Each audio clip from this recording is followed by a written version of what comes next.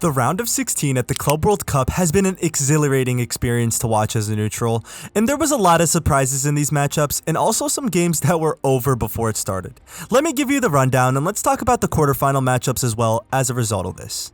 I want to start off with a big upset, and that is going to be Fluminense in the Inter Milan match.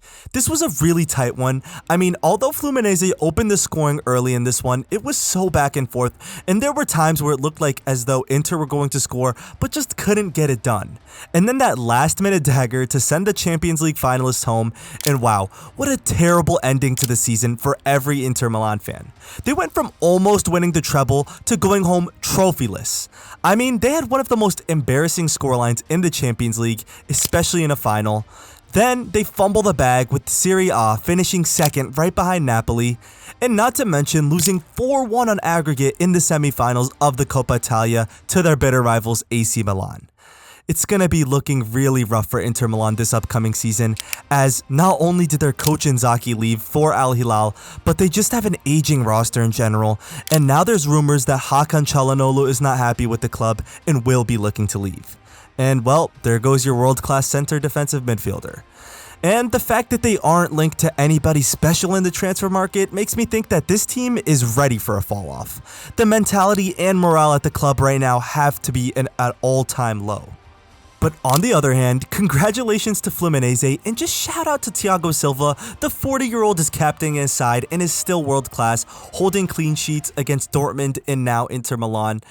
He has to be one of the best center backs of this generation for sure, and a great performance from their keeper as well. I'm sure the fans are very happy by this result because going into it, well, they were the underdogs and they're only one of two Brazilian sides left in this competition.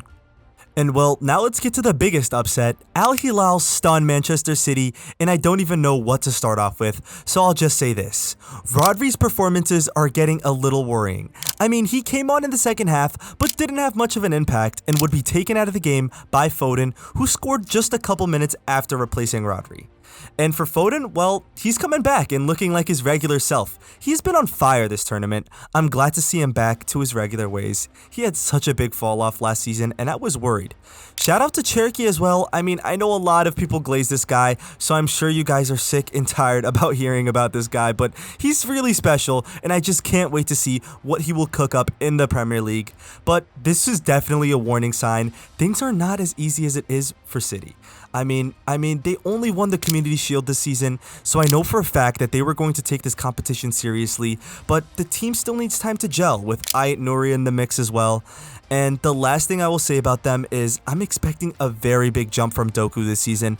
I mean, he is just such a rare breed in today's game, someone really fast and pacey and just takes their man on every single time. I mean, seriously, it felt like he was creating all of their chances at those later stages of the game. And for Al-Hilal, what a statement.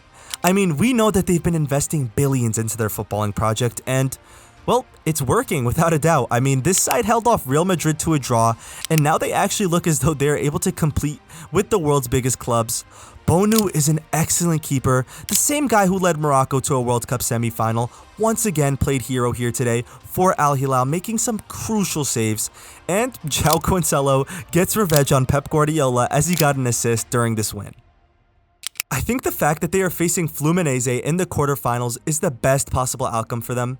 I'm not counting out the Brazilians, but seriously, I think Al-Hilal are a dangerous side with something to prove. I'm going to go ahead and predict that the Saudi side gets the job done and makes it to the semi-final of the new Club World Cup. And staying on the same side of the bracket, let's talk about Botafogo and Palmeiras, and I'm surprised it only finished 1-0. I mean, both of these sides were really attacking, and this has to be the new big rivalry in Brazil. These two have been going back and forth in a title race. Last season, Botafogo actually knocked out Palmeiras in the Libertadores. Whenever these two play, it's such a heated atmosphere. In those last few minutes where Palmeiras were down to 10 men were so crucial, but Botafogo just couldn't get the job done. And well, Palmeiras shows out and knocks out their fellow Brazilians, but now they have a tough test against Chelsea. And Chelsea's depth is just so scary for this competition. I mean, they were unlucky to not beat Benfica in those 90 minutes. Shout out to Di Maria for still being a freaking baller at his age, able to convert the penalty in the 95th minute. But once Benfica got that red card, I knew it was game over. I mean, they were barely holding on. And oh my lord, this Caicedo guy is proving to be worth every single penny of the 115 million euros they spent on him. Truly think he's ready to take that jump next season and become the best 6 in the game. But he'll have to prove it against Rodri and Rice. There's not much to say for this matchup. Benfica had a good run, but the road end here. And Chelsea versus Palmeiras will certainly be an interesting one as well, as Palmeiras' best talent in Estevao is actually joining Chelsea next season, and he's been so hyped up. I'm excited to see this guy in action under Maresca. I'm not going to underestimate Palmeiras here, but Chelsea just have too many names and too many different playstyles for Palmeiras to hold on. I think Chelsea and Al-Hilal will be playing in the semifinals of this tournament. Now onto the other side of the bracket, and well, Messi and Inter Miami were sent home convincingly in a 4-0 thrashing by his old side. I mean, I know this PSG side had a hiccup against Botafogo, but it's clear that they're still that machine. I mean, this team is such a cheat code. They have the best fullbacks in the world, the best midfielder in Vitinha, and the best attacker in Dembele, who didn't even need to start. I mean, it was obvious PSG were going to win. Apart from Messi and his Barcelona buddies, the rest of the team is just really not on the level of anything. Expected in business as usual. Shout out to Dembele for showing love to Messi afterwards, though. And they will be facing Bayern in the quarterfinals. And man, Flamengo went down fighting really hard. They got a bit unlucky, as even though they topped their group, they had to face Bayern. That didn't make it easy at all, but there were times in the match where Flamengo were actually in control. Jorginho, my goat, he slotted one home. I think if they came out looking a bit stronger off the bat, they really could have done something special, but conceding 2 goals in the first 10 minutes, well, it really put a dent in things. Shout out to Flamengo for a hard matchup, but they still showed that they're not some team to be underestimated. Bayern and PSG, what a quarterfinal matchup. I mean, these teams have some history, including a Champions League final back in 2020. I still think PSG get the job done against the Germans, but Bayern is Bayern, and this game is personally going to be my one to watch. Now, on to my favorite matchup, Juventus versus Real Madrid, and low-key, Juventus just wasn't equipped to handle this Madrid side. 21-year-old Gonzalo Garcia has put the world on notice with this tournament, having a goal or assist in every match so far. And I'm happy we got to see the 2 Turkish star boys in Kenan Yıldız and Arda Güler face off. And I'm just so happy for these two. They're definitely the future gems of Turkey. Nothing to talk about here. Juventus coach is really, he's really shaky. I don't think he's going to be lasting the season. But finally, the last matchup, Monterrey versus Borussia Dortmund.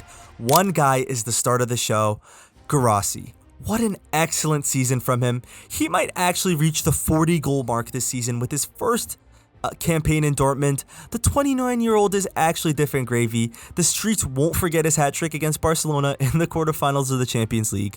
But anyways, Sergio Ramos and his side Monterrey deserve their flowers as well. They definitely made it a tough game for the Germans and held their own in this tournament, drawing against Inter Milan and River Plate, going undefeated in group stage action. And, well, yeah, I mean, that second half was really good from them. I honestly thought they were going to tie it up at points. Unfortunately, Dortmund will be playing Real Madrid, and I'm sorry, but if the last 2 matchups are anything to go by, Dortmund are toast. Don't think they have what it takes, and it will be Madrid and PSG in the semifinals.